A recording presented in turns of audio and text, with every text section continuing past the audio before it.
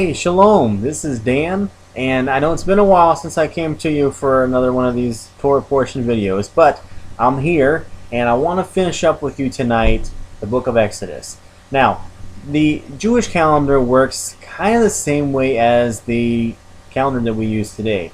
We are used to having a leap year every 4 years in February. Well, on the Jewish calendar, they do it a little bit different. They have leap month, and so some of the Torah portions are doubled up. This so happens to be, this year here, happens to be one of those ones where the last two Torah portions in Exodus are actually combined into one Torah portion. And so we're going to look at these last two today. I'm probably going to butcher a little bit of the Hebrew, but what these are we have VAYAK'HEL, I believe is how you say it, which translates into He assembled. And we have, this one is a little harder, P'KUDEI, which translates into accounts. So we're going to finish these two up. We're going to finish up the book of Exodus, and I bet you're going to find, as I have been finding when I was looking over this portion again, there are some great things in this last portion. So let us jump in and see what we can find out today. Now, we're going to start first with Moses has come down from the hill. Now, if you remember, he was up on Mount Sinai, and he was getting the directions from God, all the blueprints for the tabernacle, the priestly robes, all this good stuff. And so he comes down and he assembles, again, which is where we get this Torah portion's beginning title, he assembled. So he assembles the people of God together, all of Israel, and he tells them a few things. And one of the things he talks about is he talks about Shabbat, and tells them this is what God is telling us about Shabbat. We can't work. He defines what work is. He defines what the punishment for work is. And now, to give you a little bit more information on that, I would recommend that you kind of type in Shabbat work or something, do a Google search, and it'll tell you, based on the Talmud, there are certain things that are considered work. Now, some of it might be translated by us as simple things. I mean, there are things like, even starting your car, because when you start your car, it makes a spark. There are things that make a lot of sense, such as any kind of work, going to work. I try not to do any work on Shabbat just because I want to honor God in that time. But to get a more definite list of what is and is not work, I would recommend you just do a Google search on it. But anyway, and that's what I've done before. And there are a lot of good things in there, and there are some things that are going to make you think, and there's some things that are kind of obvious. But anyway. So Moses goes over this information with them. But then Moses, he tells the people that they're pretty much going to take an offering. And for those who want, God is asking them that they would come out with this. Now, if you remember, they were supposed to collect different kinds of materials. The scarlet thread, the blue thread, the purple thread, some of the linens, gold, metal, bronze, anything like that. And so here it is where Moses is saying, okay, it's time for us to take this collection. But it wasn't a requirement that people had to give. It was more of an offering. Now, let's take a look at that in relation to what we know from Malachi. Because in Malachi it says, are you going to sit there and rob God? How do we rob God? You rob God with your tithes and offerings. And it's not quite the same as what we're talking about here. There are three specific times, and we'll get into this as we go on, but there are three specific times in which an offering is supposed to be given. Those times being Passover, which we just celebrated, I just had it too, Pentecost, and Sukkot. And those are the times that we are required to give an offering. In fact, the Bible even says, don't come empty-handed. But there are other times, and you might notice this or experience this when you're in church, there are times when you just feel led of God to give an offering above your normal tithe, because we don't want to take tithe and call it offering. It's two different things. But you might feel inclined to give an offering. That's what God was suggesting to the people at this time. You don't have to give an offering, but here's your chance. And what was happening is God wanted to see if the people's hearts were in sync with what he was telling them. Were they willing to obey the little nudge that God was putting on their heart? And so you had people who came out and they gave this type stuff. And, as I was reading this, I began to wonder about myself, because I enjoy giving offering. Not because I want God to just pour out on me. I went to a school where, they say if you give $10, God will give you $100 back. And so I found myself giving because I wanted to get something better. And that's not really how it works at all. Nowadays, I find myself giving because I want to be obedient to what God is telling me. And so that's what these people were doing, and that's what I want to challenge you with really quick here too, is when God nudges your heart, are you willing to be in sync with Him, or do you find yourself kind of saying, no, I need to save my money? Now, God will bless us no matter what we give, whether it's a couple pennies or a couple dollars or whatever. But God is looking for someone who's going to be obedient. And these people were obedient, and they gave the things that were needed, as was told to Moses when he was up on Mount Sinai. And so we move on into this portion, and we find that in Exodus 36:1 to be exact, there are two specific men that are named in the Bible. Now, these guys were great artists of their time. And I'll probably, again, mess up their names, and I do apologize, but we have but Zeal, who was given the talent of working with every kind of art, is what it says. And then we have Oholiab, which I hope I got that one right. He was given the talent of art and embroidery. Now, what's so special about these guys? Well, you know, tons of craftsmen, I'm sure, worked on this project.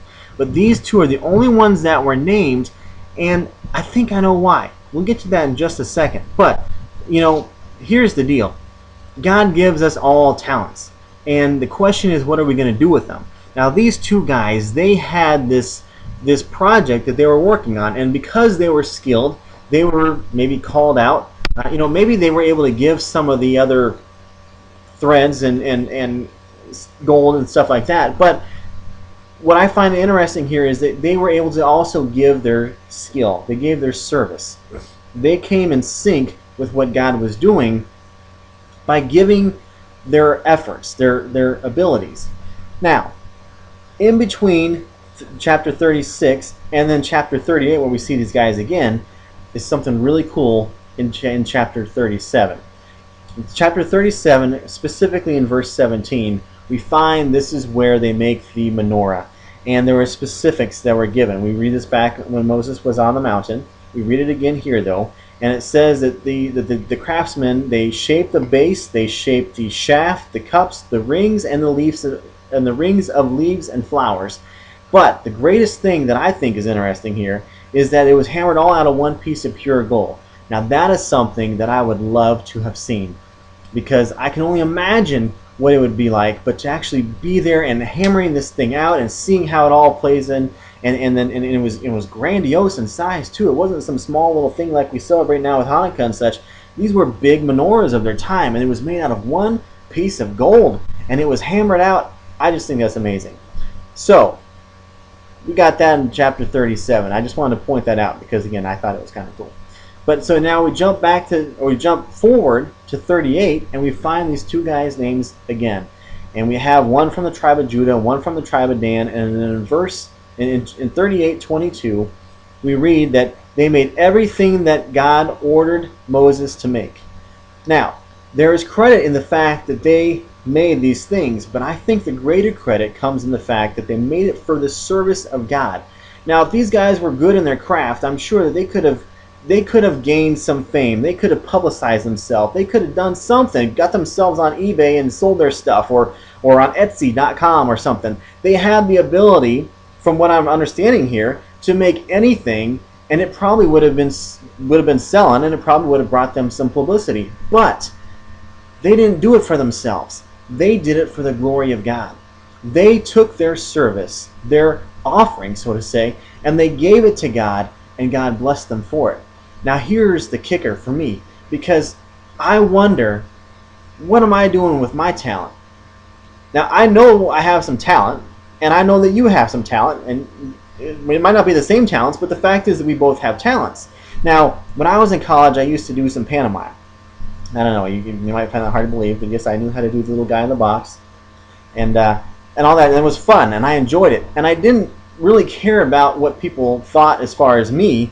I wanted to do it as a tool. Now, I do love that kind of stuff. I love doing the drama and things like that, but this was a great opportunity for me to learn something that I could take on the field, on the mission field, and get other people to watch and use that as a ministry tool. And I think that's the same thing that we see with these two guys here, is that they didn't do it for themselves. They didn't become these skilled people for themselves, but they did it so they could serve God. When we were out on the mission field, I was in Slovakia and Poland, and I was in Peru and Mexico, and I gotta be honest with you, I don't really speak too many languages, but it was a language in drama and in pantomime where I could still engage the audience, and we could use that as a tool to gather people around so that we could tell them about Christ. And the glory didn't go to me, it went to God. And I didn't receive any fame for it. I gave it all to God. And that's what these guys did. They took the services, the talents that God gave them, and they gave it back to God. And they honored Him by doing the things that Moses had been given the blueprints for. So I want to encourage us to make sure that we are doing what we need to do, what we're called to do, but we're doing it for the right motives and the right reasons. And it's not for our fame, but it's for God's glory.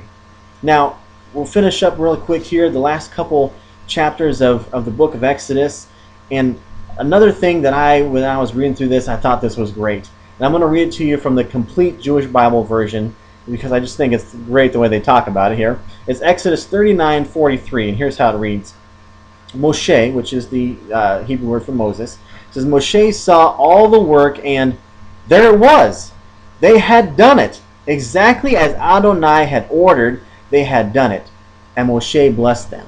Now I think it's great, because when you read it, it's like there's exclamation points in this verse here, and I can get this picture of Moses looking out over the crowd, and he's got this sense of pride, and he's got this sigh of relief, and he's so happy, and he just looks over and it's like, it's done! We did it! We did exactly what God told us to do.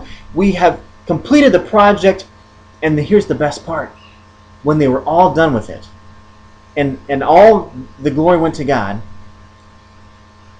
the cloud came, and it became a visual presence of God's Spirit being with the people. We read this later on, that and it only took place after it was done. But we read in Exodus 40:34 that the cloud covered the tent of meeting, and the glory of Adonai filled the tabernacle. God was not able to rest, per se, anywhere until this was completed. And when it was completed, this became the visual symbol for everyone to know that God was meeting with Moses in the tabernacle. And it reminds me of how we are the tabernacle of God. And I want to close with this challenge to you, to ask you, just as I ask myself when I think about these things, when I write up these video devotionals and all, is when I think about myself, and I think about myself as a tabernacle, am I a tabernacle that God wants to come dwell in? Does He come over me like a cloud, and it's so visual that people know that I'm meeting with God? Or is my tabernacle a little bit dusty, and He really doesn't want to come in here because there's no clean spot, there's no holy spot in there for Him to come and hang out in?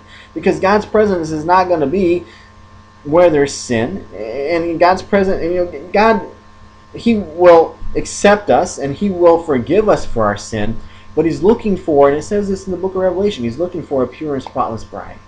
And I know that we're not perfect, and God knows that we're not perfect. That's why He gave His Son, so that we can have forgiveness of our sins. But that doesn't mean that we can be a torn down or ruined tabernacle on purpose. God still wants us to be holy. In fact, it says in I believe 1 Peter, it says, be holy because I am holy. So God wants us to be holy. God is encouraging us to be holy. But I want my life to be a reflection of a clean tabernacle that God comes and He resides in. And not only do I have this pillar of smoke, so to say, that is visible for me to know that God's hanging out with me, but I want it to be one that is visible for people. So when they look at me, they say, he's meeting with God, or he's in God's presence. That's what I want. It was such a visible thing for these people to see. Hey, Moses and God, they're hanging out right now. I want that to be in my life as well. Hey, look at Dan. He's been hanging out with God. He's got that smoke thing going on. So I just want to leave you with that encouragement today.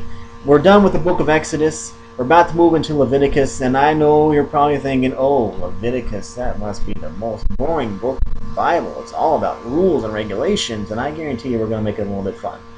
And you're going to see that there are so many good things in this book that, if you take the time to read it, and you read it with a little bit of understanding of the culture and all that, you realize that there are so many awesome nuggets in this book. I guarantee you we'll have fun as we go through this book. But for now, I say shalom, and God bless you, and thanks for watching. Bye.